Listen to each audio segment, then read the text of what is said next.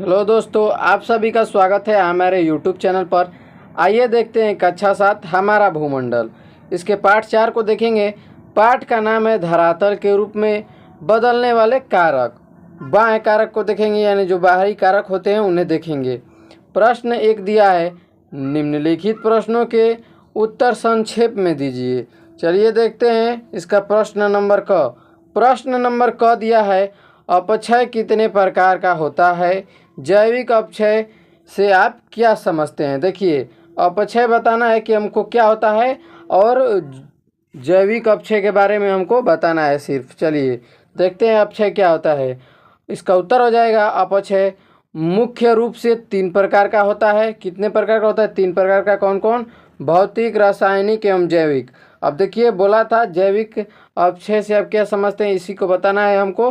प्रकार हमने बता दिया। अब इसका देखेंगे कि जैविक अपक्षय क्या होता है। तो देखते हैं, पृथ्वी पर रहने वाले जीव जंतु तथा मानव की विभिन्न प्रक्रियाओं द्वारा चट्टानें कमजोर हो जाती हैं। जैसे जंतुओं द्वारा बिल बनाना, मानव द्वारा खाने खोदना। खाने खोदना का मतलब गड्ढे खोद देते हैं मानव, और अपना काम निकाल लेते हैं खोद कर, मतलब अपना काम बना लेते हैं जो कुछ भी बनाना होता है, जैसे सड़कें बनाना, सुरंग बनाना आदि।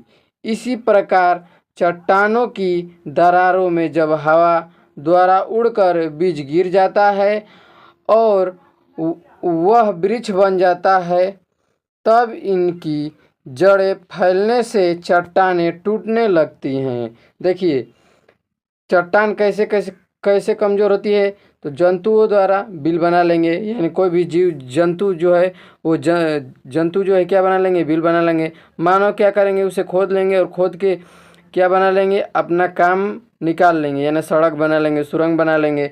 इसी प्रकार चट्टान में जो दरार होते हैं छोटे छोटे, उसमें हवा द्वारा उड़कर बीज आ जाते हैं, और वो बीज जब उस जो छिद्र होता है उसमें गिरते हैं तो वृक्ष बन जाता है, और बड़े होते हैं जब वृक्ष, तो उनका जो जड़ होता है फैलने लगता है।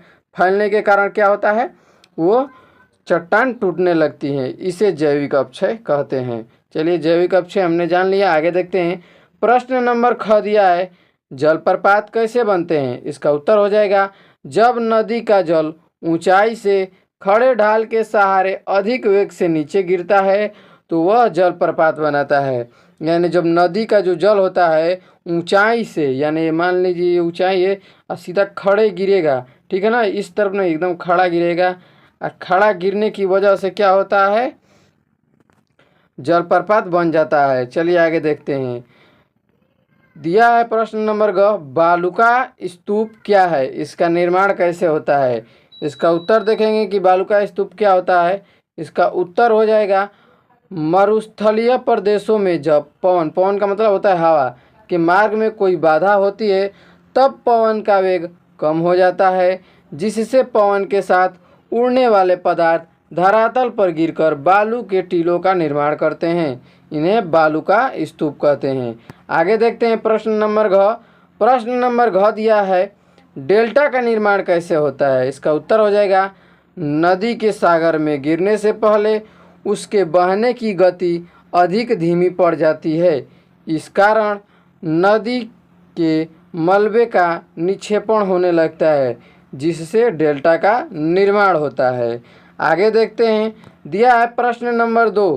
प्रश्न नंबर 2 दिया है, निम्नलिखित में अंतर स्पष्ट कीजिए।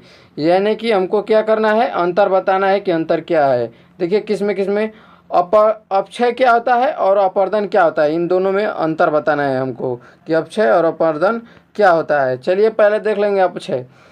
दिया है अपक्षय क्या होता है, देखेंगे, ऋतु और मौसम के प्रभाव द्वारा चट्टानें धीरे धीरे अपने ही स्थानों पर छोटे छोटे टुकड़ों में टूटती रहती है।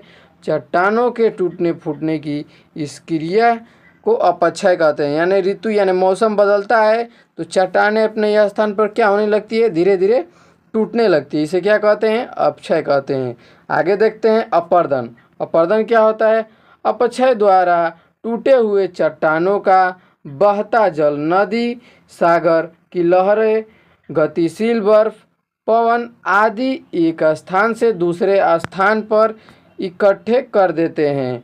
इस क्रिया को अपर्दन कहते हैं। देखते हैं प्रश्न नंबर ख। प्रश्न नंबर ख दिया है भी आकार की घाटी और यू आकार की घाटी में अंतर स्पष्ट करना है हमको। तो चलिए देखते हैं भी आकार की घाटी। नदी पर्वतीय क्षेत्र में अपनी तली को काटकर उसे गहरा करती है, इसे भी आकार की घाटी का निर्माण होता है। आगे देखते हैं यू आकार की घाटी किसे कहते हैं। तो यू आकार की घाटी ऊंचे पर्वतों पर जब कोई बर्फ का बड़ा टुकड़ा ढाल पर खिसकता है तो उसे हिमानी कहते हैं।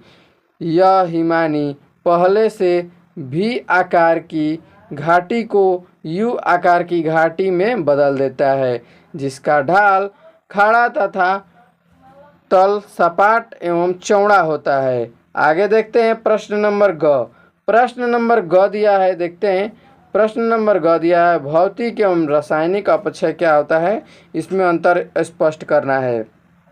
चलिए देखते हैं भौतिक अपक्षय क्या होता है। भौतिक अपक्षय चट्टानें दिन में सूर्य की गर्मी से गर्म होकर फैल जाती हैं और रात में तापमान कम होने के कारण सिकुड़ जाती हैं, जिससे चट्टानें धीरे धीरे कमज़ोर पड़ने लगती हैं और टूट जाती हैं। हवा के प्रभाव से भी चट्टानें टूट जाती हैं। चट्टानों के इस प्रकार टूटने की प्रक्रिया को भौतिक अपक्षय कहते हैं। समझ लीजिए भौतिक अपक्षय क्या होता है।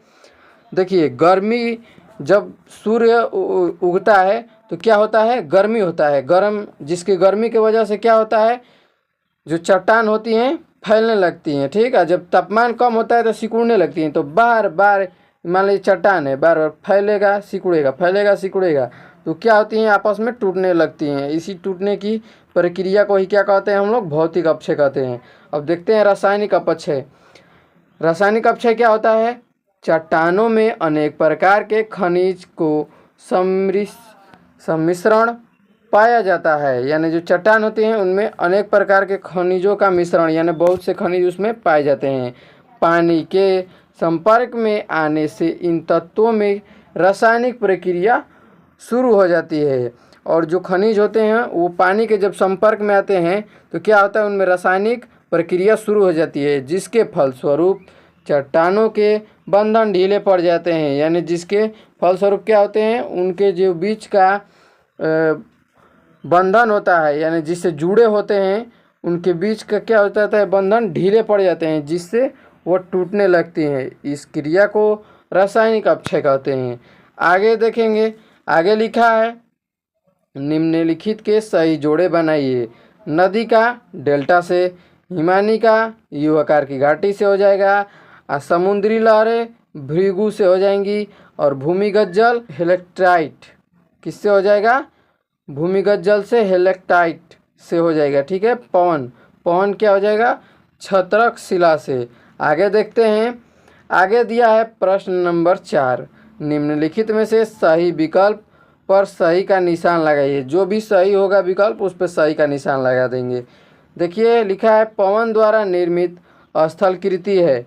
यानी पवन यानी जो हवा होती है वो क्या निर्मित करती है। देखते हैं बालुका स्तूप या स्टेलेग्माइट या डेल्टा या विसर्प। तो इसका सही उत्तर हो जाएगा बालुका स्तूप।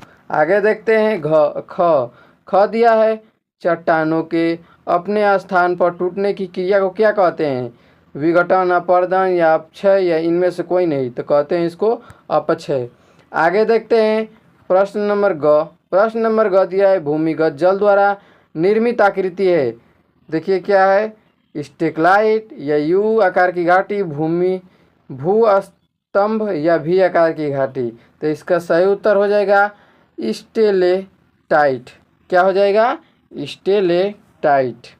आगे देखते हैं, आगे है प्रश्न नंबर घ।